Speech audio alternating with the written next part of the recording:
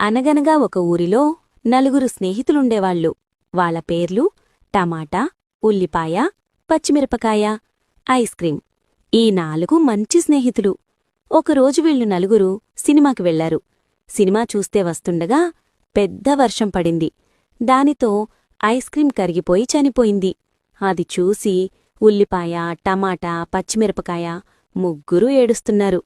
కాసేపు తర్వాత మళ్లీ నడుచుకుంటూ వెళ్తున్నారు.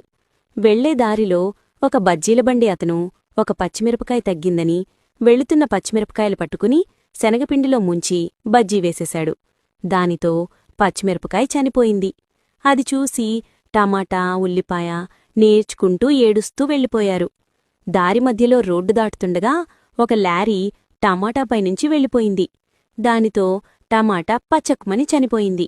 అది చూసి ఉల్లిపాయ ఏడుస్తూ ఏడుస్తూ వెళుతోంది. ఉల్లిపాయ శివుడికి తపస్సు చేసింది. శివుడు ప్రత్యక్షమై నీకు ఏమి కోరిక కావాలి అని అడిగాడు. దానికి ఉల్లిపాయ, స్వామీ, ఐస్ క్రీం చనిపోతే పచ్చిమిరపకాయ, టమాటా, నేను ముగ్గురం ఏడిచాము. పచ్చిమిరపకాయ చనిపోతే టమాటా నేను ఏడిచాను. టమాటా చచ్చిపోతే నేనేడిచాను. మరి నేను చనిపోతే ఎవరేడుస్తారు అని శివుణ్ణడిగింది.